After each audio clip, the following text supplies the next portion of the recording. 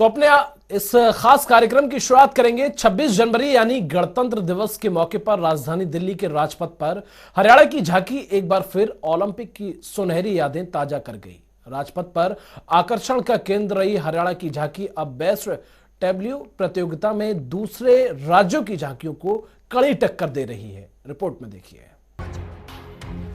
झांकी की सबसे बड़ी खासियत ये थी कि इसमें श्री योगेश्वर दत्त, श्री बजरंग पूनिया, विजय रथ रूपी इस झांकी को सूचना, जनसंपर्क एवं भाषा विभाग ने अथक मेहनत से तैयार किया था।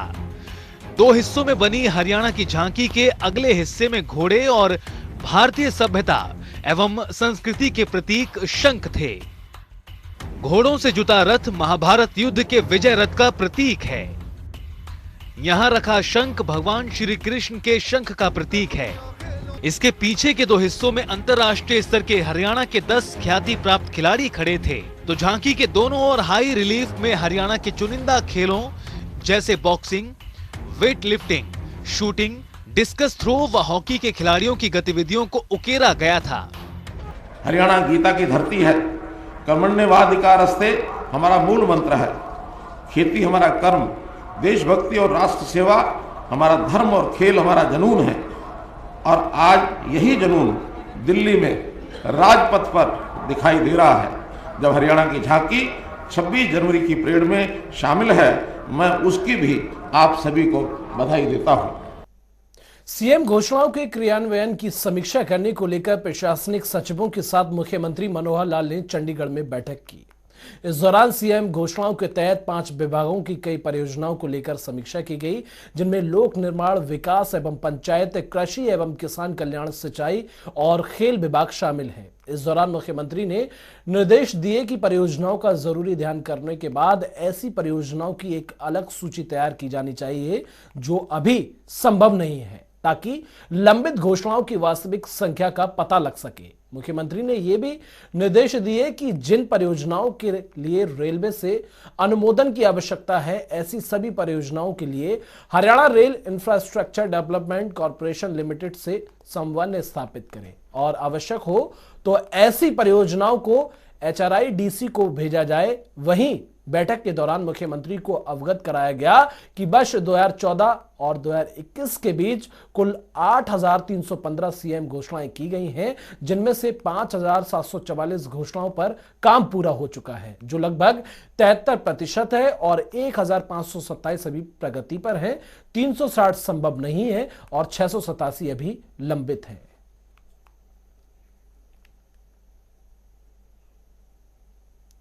वहीं चंडीगढ़ में मुख्यमंत्री मनोहर लाल ने ग्राम संरक्षण से संवाद कार्यक्रम में प्रथम श्रेणी अधिकारियों से सीधा संवाद किया। इस दौरान मुख्यमंत्री ने अधिकारियों से कहा कि ग्राम संरक्षक वन समाज के प्रति अपना दायित्व निभाएं और ड्यूटी के अलावा समाज के प्रति भी अपना कर्तव्य निभाएं। मुख्यमंत्री ने प्रदेश के हर प्रथम श्रेणी अधिकारी को एक गांव का संरक्षण बनने की अपील की। साथ ही उन्होंने कहा कि अंत्योदय की भावना के तहत अंतिम व्यक्ति तक जनहित की योजना का लाभ पहुंचाया जाए। चंडीगढ़ में मुख्यमंत्री मनोहर लाल ने ग्राम संरक्षकों से संवाद कार्यक्रम में प्रथम श्रेणी अधिकारियों से सीधा संवाद किया। इस दौरान उन्होंने कहा कि सभी प्रथम श्रेणी स्तर के अधिकारी एक-एक गांव का चयन कर उसके संरक्षक बने, क्योंकि अधिकारी की एक परिभाषा अधिक काम करने वाला भी मानी जाती है, जिसके बाद ये जिम्मेदारी प्रथम श्रेणी के अधिकारियों को दी जा रही है। वहीं उन्होंने बताया कि ग्राम संरक्षकों से संवाद करने का मकसद यही है कि सभी समाज के प्रति जवाबदेह बनते हुए उनकी भलाई के लिए कार्य करें। आज के दिन को आपसे बातचीत करने के लिए चुना है और उसका भी एक विशेष कारण है। सामान्यतः जो छुट्टियां रविवार है, शनिवार है अथवा अन्य कुछ छुट्टियां होती हैं, वो दिन तो हमारे परिवार के लिए हो सकता है, लेकिन कम से कम 26 जनवरी, 15 अगस्त ये 2 दिन ऐसे होते हैं जिसमें हमको एक राष्ट्रीय सोच के साथ जरूर कुछ ना कुछ विचार करना चाहिए। हम आज लगभग 3 लाख ऐसे कर्मचारी अधिकारी हैं जो अपनी 3.25 करोड़ जनता का पूरा ध्यान रखते हैं, उनके लिए हम काम करते हैं। एक प्रकार से उनकी सेवा करना यही हमारा फर्ज, यही हमारा दायित्व बनता है। वास्तव में तो जैसा कहा जाए कि पब्लिक इज आवर मास्टर, जनता ही हमारी जो है हमारे ऊपर हमारी मास्टर है, हमारी मालिक है, हमको एक आदेश देती है कि आपको कैसे काम करना है, करना भी जनता के लिए है। इसीलिए कहा गया है कि जनता का, जनता के द्वारा, जनता के लिए ये जो सारी व्यवस्था ये सब बनी है, इसका एक विशेष बोध ये हमको इन 2 दिनों पर अवश्य करना चाहिए, चिंतन करना चाहिए। ये चिंतन का दिन है, तो जब चिंतन का दिन आता है उस समय जरूर कोई ना कोई विचार जब करेंगे तो वास्तव में जो हमारा दायित्व है उसके प्रति हम न्याय कर पाएंगे। वहीं मुख्यमंत्री मनोहर लाल ने ये भी कहा कि प्रदेश सरकार पंडित दीनदयाल उपाध्याय की अंत्योदय की भावना के साथ काम कर रही है। सरकार ने पिछले 7 साल में जनहित में अनेक योजनाएं और कार्यक्रम शुरू किए हैं, जिसमें शिक्षा, रोजगार, कौशल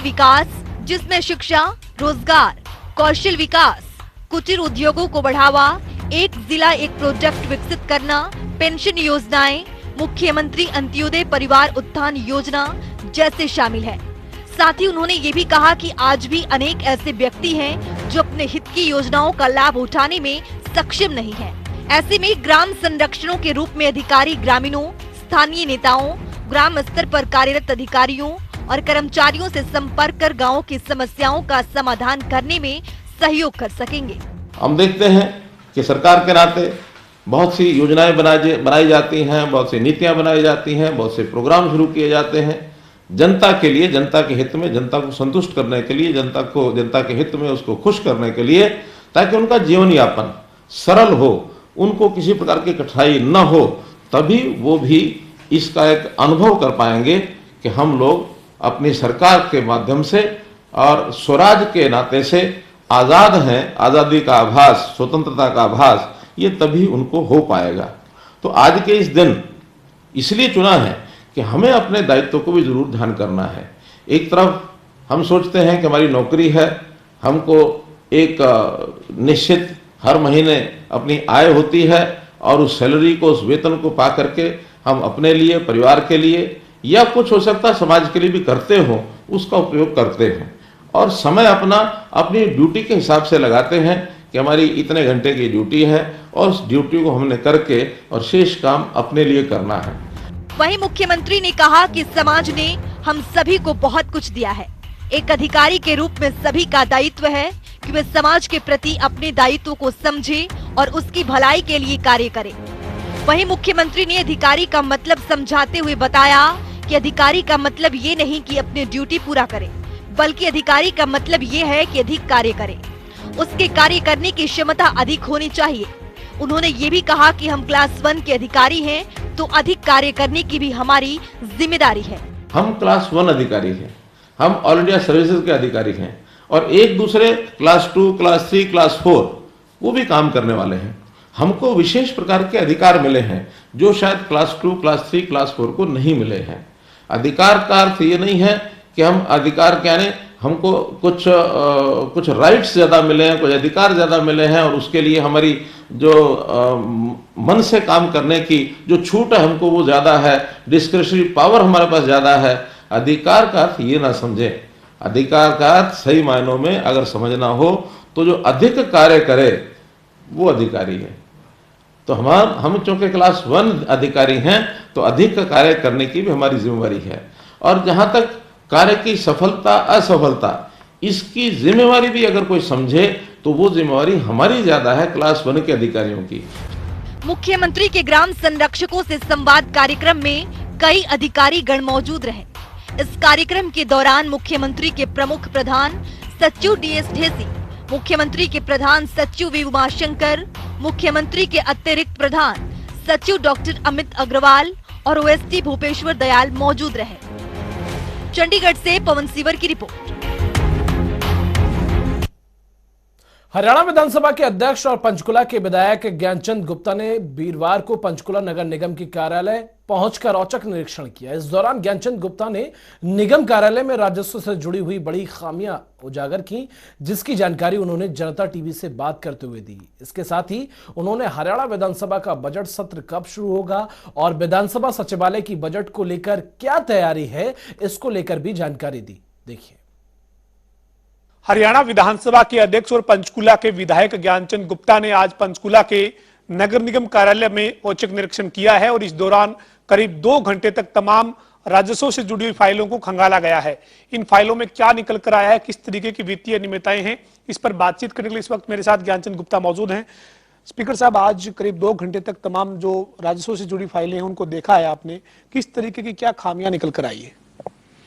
देखिए पवन जी, कुछ दिनों से मेरे पास इस प्रकार की शिकायतें आ रही थी कि जो पंचकूला में टावर लगाए जा रहे हैं या पंचकूला में बड़ी बड़ी कंपनियों के द्वारा लाइंस डाली जा रही हैं, उनके अंदर बहुत अनियमितता हो रही है। और विशेष तौर पर जो शिकायत थी, कंपनियां खुदाई करके खड्डे खोद करके चले जाते हैं और बरसात के बाद वो खड्डों के अंदर बहुत ज़्यादा पानी रुक जाता है और सड़कें बैठ जाती हैं। तो इन सभी चीज़ों को मद्देनज़र रखते हुए मैंने आज पंचकूला नगर निगम के कार्यालय में कुछ जानकारी लेनी चाहिए, लेकिन मुझे बड़ी हैरानी हुई कि नगर निगम में जो पंचकूला क्षेत्र है उसमें 318 जो हमारे टावर हैं वो लगे हुए हैं नगर निगम की जमीन के ऊपर,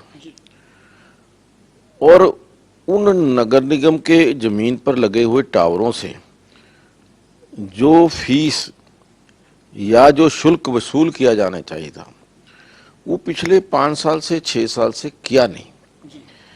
अभी जब से नगर निगम का चुनाव होकर के जो महापौर हैं कुलभूषण जी, उन्होंने पिछली फाइलों को खंगाला तो देखकर लगा कि पिछला लगभग 100 करोड़ रुपए का राजस्व कंपनियों ने नगर निगम में जमा ही नहीं कराया।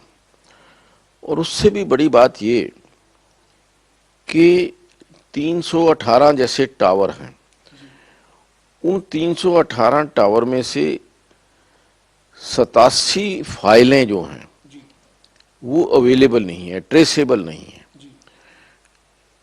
कहीं ना कहीं अधिकारियों की मिली भगत से वो फाइलें गायब की गई।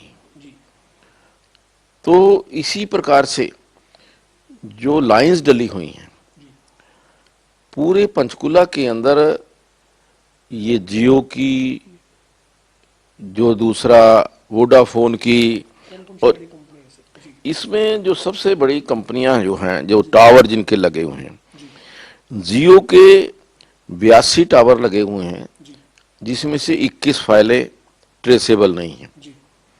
एयरटेल के 42 जो टावर लगे हुए हैं जिसमें से 13 फाइल जो है अवेलेबल नहीं है।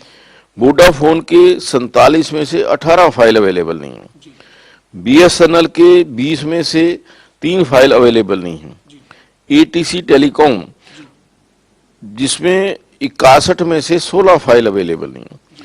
टोटल 87 फाइल ऐसी हैं जो ऑफिस के अंदर अवेलेबल ही नहीं है, अर्थात उनका राजस्व वो तो कैलकुलेट हो ही नहीं पाया अभी तक। जब तक फाइल नहीं होगी तब तक कैलकुलेट करेंगे। इसी प्रकार से जो सेक्टर्स के अंदर लाइन डली हुई हैं, केवल 53 फाइलें अवेलेबल हैं। लगभग 400 साढ़े 400 फाइल्स जो हैं वो वहाँ पर अवेलेबल ही नहीं है। तो राजस्व हम कैसे उन कंपनियों से ले पाएंगे? मैं समझता हूँ कि एक बहुत बड़ा जो लैप्स है, या यूँ कह लीजिए कि कहीं ना कहीं कुछ अधिकारियों की मिलीभगत से ये कार्य हुआ है। मैंने अधिकारियों को निर्देश दिए कि 1 सप्ताह के अंदर जिन कंपनियों ने पैसा जमा नहीं कराया और उन्होंने टावर लगा रखे हैं, उन टावर्स को 1 सप्ताह में डिस्कनेक्ट किया जाए और उनको सील किया जाए, ताकि बिना पैसा जमा कराए कोई भी कंपनी दोबारा से टावर चालू कर ना पाए।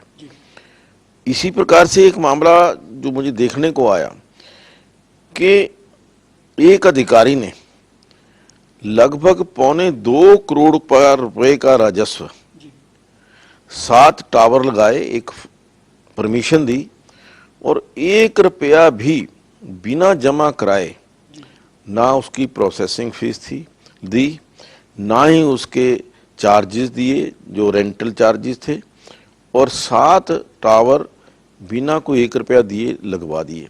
आदेश भी हो गए, इम्प्लीमेंट भी हो गए, टावर भी लग गए, लेकिन आज तक 1 रुपया भी उसमें से नहीं आया।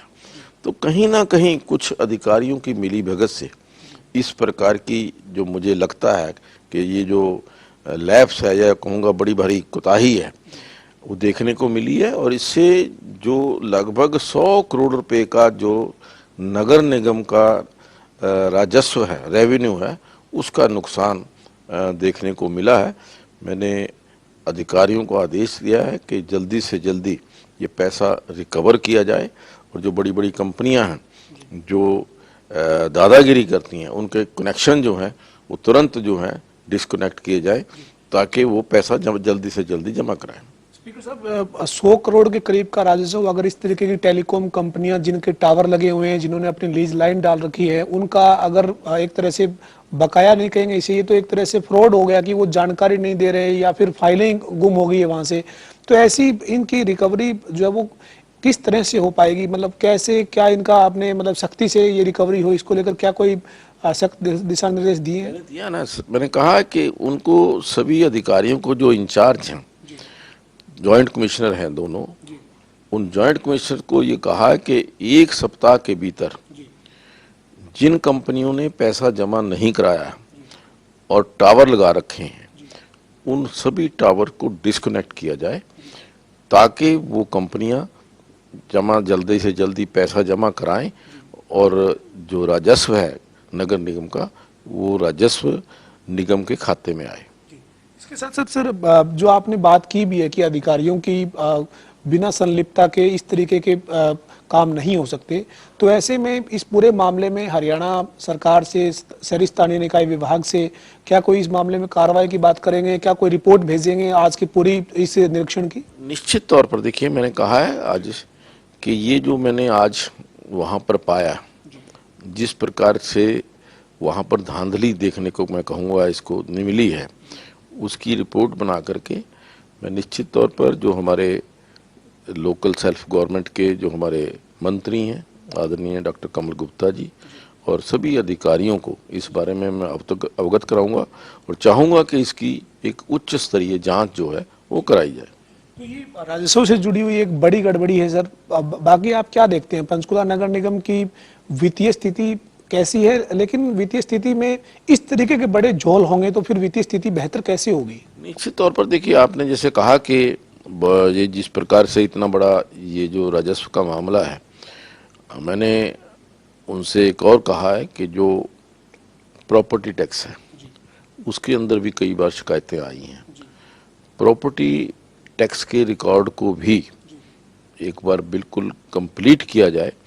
कुछ जैसे जो हमारे रेजिडेंट्स हैं, जो निवासी हैं, उनकी शिकायतें आती हैं कि कई बार डबल प्रॉपर्टी टैक्स या प्रॉपर्टी टैक्स ज़्यादा ले रहे हैं, उसका भी रिकॉर्ड ठीक हो, इस प्रकार का आदेश मैंने दिया है। और मैं समझता हूँ कि आज के इस निरीक्षण से के पश्चात निश्चित तौर पर नगर निगम के अंदर जो है वो थोड़ा बदलाव आएगा और जो रेवेन्यू को लेकर के है वो उसमें जो संजीदगी आएगी। सर, मेरा इसके अलावा सवाल है, पंचकुला नगर निगम कार्यालय में आपके निरीक्षण के अलावा अभी 8 फरवरी को हरियाणा की जो है वो कैबिनेट की बैठक बुलाई गई है। मुख्यमंत्री मनोहर लाल की अध्यक्षता में कैबिनेट की बैठक होनी है। चर्चा है सर, सूत्रों की माने तो कि बजट सत्र की तारीख पर मोहर लग सकती है। अगर बजट सत्र की तारीख पर मोहर लगती है तो विधानसभा सचिवालय पूरी तरह से तैयार है? निश्चित तौर पर देखिए, जो आने वाला बजट सत्र है उसको सरकार की तरफ से जो भी आदेश आएगा या जो भी तिथियां वो निर्धारित करेंगी, उन तिथियों पर हम अपना बजट सत्र अच्छे ढंग से करवाने के लिए तैयार हैं। और भगवान ने चाहा तो कोविड का ये जो समय है, शायद इसके अंदर भी कोविड की अंदर कोई कमी आए और कोविड की जो प्रोटोकॉल्स हैं उनको पालन करते हुए हम अच्छे ढंग से जो अपना ये सत्र है उसको कर पाएंगे। सर मेरा अंतिम सवाल है, पेपरलेस को लेकर आपकी स्पीड जो है वो लगातार तेज आप गति से काम कर रहे थे, लेकिन बीच में कोविड की ये तीसरी लहर कहें, इसका संक्रमण इतना ज्यादा बढ़ा कि तमाम जो चीजें थी उन पे एक बार फिर ब्रेक लगा। तो पेपरलेस करने का जो प्रयास था इस बजट सत्र तक, ये लगता है कि फिलहाल जो है वो इसमें कुछ और समय लगेगा? बिल्कुल जो आपने कहा सही। मैंने क्योंकि लगातार पिछले सप्ताह लगातार 3 या 4 बैठकें सभी उच्च अधिकारियों से इस बारे में विधानसभा को पेपरलेस करने के लिए जो बैठकें की हैं, उनमें जो अंत में निकल करके आया कि कोविड महामारी के कारण बहुत सारे जो हमारे इक्विपमेंट वहाँ पर यूज़ होने हैं वो हमें अभी 30 अप्रैल तक वो अवेलेबल होंगे। इसलिए जो हमने एक टारगेट तय किया था कि इस बजट सत्र तक हम हर हालत में ये जो विधानसभा है इसको पेपरलेस करेंगे, ई विधानसभा करेंगे, उसमें थोड़ा डिले हुआ। और मैं समझता हूँ कि ये प्रकृति के कारण या ये कोविड का ही जो प्रभाव है वो देखने को, उसके कारण हमें इसमें कुछ देरी हो रही है। लेकिन लगातार आपका प्रयास जारी रहेगा, जल्द से जल्द? जल्द से जल्द। बाकी सब सारी चीजें तैयार है। कुछ जो विदेश से सामान आने वाला है उसको लेकर के अधिकारियों ने कहा है कि कम से कम उसमें 2 महीने अवश्य लगेंगे। तो उस दृष्टि से हमने अब 30 अप्रैल की डेट जो है वो डेडलाइन तय की है। हमारे साथ हरियाणा विधानसभा के अध्यक्ष और पंचकुला के विधायक ज्ञानचंद गुप्ता मौजूद थे, जिन्होंने आज पंचकुला के नगर निगम कार्यालय में राजस्व से जुड़ी हुई चीजों को लेकर निरीक्षण किया है और काफी बड़ी जो है वो एक तरह से खामियां जो है वो इसमें निकल कर आई है, जिसको लेकर ज्ञानचंद गुप्ता ने कहा है कि 1 सप्ताह में जितनी भी टेलीकॉम कंपनियां हैं उनको नोटिस देकर कार्रवाई करने के लिए निगम कार्यालय के अधिकारियों को आदेश दिए हैं। साथ ही इस मामले में हरियाणा के निकाय मंत्री को भी एक रिपोर्ट बनाकर भेजेंगे ताकि इस तरीके की जो गड़बड़ी है उसके ऊपर कार्रवाई हो। साथ ही साथ विधानसभा के अध्यक्ष ने कहा है कि अगर कैबिनेट की बैठक में बजट सत्र बुलाए जाने की तारीख पर मोहर लगती है तो विधानसभा सचिवालय इसको लेकर पूरी तरह से तैयार है। वीडियो जर्नलिस्ट विजेंद्र सिंह के साथ पवन सिंह, जनता टीवी, चंडीगढ़।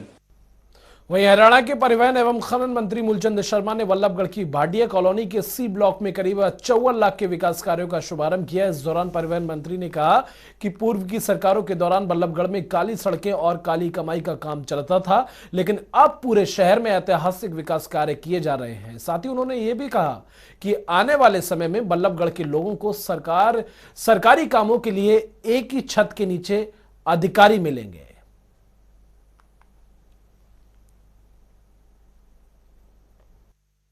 भाटिया कॉलोनी की बहुत लंबे समय से डिमांड थी कि ना सीवर था, ना पानी था, ना सड़क थी, और भाटिया कॉलोनी सीवर पानी लाइन डल चुकी है। आज हमने 54 लाख की लागत की सड़क का आज उद्घाटन किया है।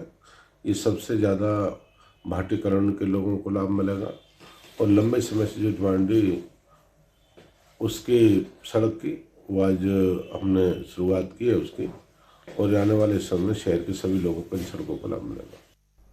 वहीं पेहोवा में हरियाणा के खेल राज्य मंत्री संदीप सिंह के निवास स्थान पर कार्यालय में एक शिविर का आयोजन किया गया, जिसका उद्देश्य हरियाणा सरकार की ओर से प्राइवेट सेक्टर की नौकरियों में प्रदेश के युवाओं को 75% आरक्षण देने की योजना का लाभ पहुंचाना था। इस शिविर में युवाओं के ऑनलाइन निःशुल्क आवेदन भरवाए गए। ऑनलाइन आवेदन में युवाओं की मदद करने के लिए तैनात टीम ने उनका पूरा मार्गदर्शन किया, जहां लगभग 200 से ज्यादा युवाओं ने प्राइवेट कंपनियों में रोजगार के लिए अपना आवेदन फॉर्म भरा। प्रदेश के युवाओं को रोजगार देने के लिए हरियाणा सरकार लगातार प्रयास कर रही है। इसके लिए कौशल रोजगार निगम शुरू किया गया है। साथ ही परिवार पहचान पत्र के जरिए भी सरकार ऐसे लोगों का डाटा इकट्ठा कर रही है जो आर्थिक तौर पर पिछड़े हुए और उनको रोजगार की जरूरत है। और फिलहाल के लिए इस बुलेटिन में बस इतना ही। देश और दुनिया की तमाम खबरों के लिए आप देखते रहिए जनता टीवी।